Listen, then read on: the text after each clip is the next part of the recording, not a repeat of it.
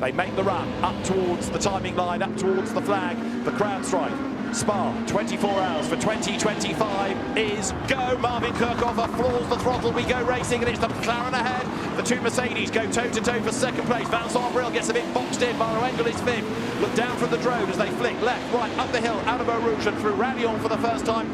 Really good start by Marvin Kirchhofer, but what can the rest do as they climb the hill? It's a safe start as the field wriggles up Radion for the first time. Bit of dust being kicked up in the mid-pack by the BMW from Paradigm there, but it's Kirchhofer who leads. Gounon goes second, side by side for third. Abril round the outside of Gertz with Engel in fifth, and the start is being looked at just to make sure that all was well. Just look what a busy racetrack it is as they hit Licon for the first time. So far so good. I was surprised Jules Gounon was a bit slow off his toes, but it's actually Maxime Martin has had to slot behind that Ferrari. So now they come into Brussels 2x2. This is where it starts to get riskier, being side by side. Your elbows are sharpened. You're trying to get into single file as we go back on board that 96 Rutronic Porsche. Hear that flat six screaming as they go down the hill into Pouin.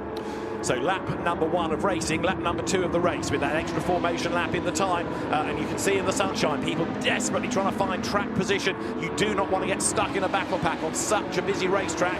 7 kilometres long, of course, the Spa-Francorchamps circuit, but it's a lap that goes round pretty quickly. One car way wide coming out of Pouin, looking to try to rejoin. It's the Kessel Ferrari, skips back onto the racetrack. The field then now coming up to the exit of Pith Path and down towards Campus for the first time, but a really good first lap from Kirchhofer. Another Garage 59 McLaren out in the gravel, but able to rejoin. Gounon second, Abril third, Gertz, Engel next in the queue. Then you've got a really quick starting Sandy Mitchell in the VSR Lamborghini, and as they come through Blanchimont for the first time, Marvin Kirchhofer it is in the lead, but let's see whether or not he's going to be able to build that gap, or whether or not Jules Gounon can reel him in and have a go back. He's won this event in an Audi, has Gounon. He's won it in a Mercedes AMG. There is Vincent Abril. He was a Sprint Cup winner at Brands Hatch back in May, and he runs third as the cars now come over the timing line to effectively put a racing lap in the book. Down towards La Source they will go, and it is Marvin Kirchhofer who now, the timing display proclaims, has done 2 laps, and there's drama at the chicane because a round has gone the other Garage 59 McLaren. And that means that Dean McDonald is trying to get himself back onto the racetrack as we go with a yellow sector, not a full course yellow, not a safety car, but a yellow flag in sector 3. Yeah, from the drone you can see the rear of that 58 car was loose. That car being on like dirt, gravel 3 times on the first lap. That 58 car being roughed up. Dean McDonald, hopefully no damage, but looked like it over-rotated into the bus stop chicane. Hopefully he can restart and get going.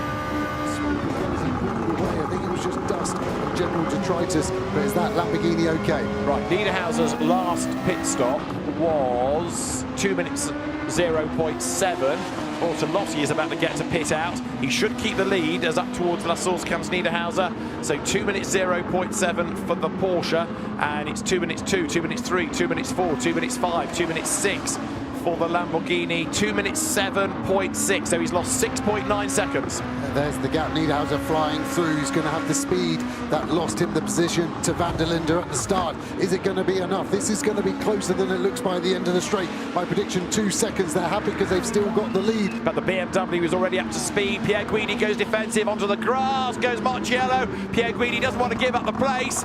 That was very robust indeed by Alessandro Pierre Guidi, almost bordering on the dangerous. Yeah, the space was left there. Then he decided, I don't want it left, and then he moved around. Because he stopped. The Gold Cup leader has stopped out on the circuit. He's got a puncture, has it? Or did the wheel come off altogether? Look at the right rear corner. Dean McDonald gets going, but he's got to limp back to the pit lane, and all of a sudden the Gold Cup is turned on its head. Dean McDonald has got a puncture. He's limping just about offline. He's got to try to get back to the pit lane. He's cleared the corner. He's going to get from one side of the racetrack to the other. This is the new Gold Cup leading car. Thierry Vermeulen, with 7 3/4 minutes to go, has now hit the front, and the McLaren has hit problems. Bellotti was runner-up in 2021. He was 3/10 back when they came across the line, which is perhaps the worst way to lose. But this year he is going to win, seemingly, unless there is a drama on the final 7 kilometres. I don't think it's going to get away from him. Up through Radion they come, and this year it has been a record attendance of 128,000 people over the weekend of the event, a record crowd. at the 24 Hours of Spa, backed again by Crowdstrike through George Kurtz, and we've had over 2.5 million watching on the various YouTube streams as well. So thank you all of you for your company, and if you're watching this back when you've got home, thanks for being here. That's the best way to do it. Be here in the crowd, and then watch it again on all the streaming services. Lamborghini last year became the 17th different mark to claim pole position, and look now as though a first race win is going to go their way. Down towards Paul for the last time comes Mirko Bortolotti. Traffic up the road, he may not have to worry too much about those cars, but equally he doesn't want to back off just in case he should back off too much. But I don't think Patrick Niederhauser is going to get close enough. And then third, unfortunately, he's going to have that question mark over it, because it's going to be Raffaele Marciello on the road from Alessandro Pierguidi. But the Ferrari should inherit it, given the time penalty has to be applied because it's not been served in the pits. Yeah, looks nailed on to me, so it's going to be a Lambo, Porsche, then a Ferrari podium. What a great mix.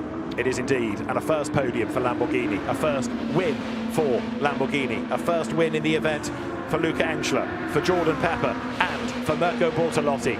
The 77th Crowdstrike 24 Hours of Spa has been an absolute scorcher in terms of the weather and on track as well. The checkered flag is going to be shown out of the chicane. There'll be a ceremonial one round La Source, and it's going to be shown to Mirko Bortolotti, to Jordan Pepper, to Luca Enschler, who win the Crowdstrike 24 Hours of Spa. Mirko Bortolotti celebrates. The Grasser Racing team goes berserk.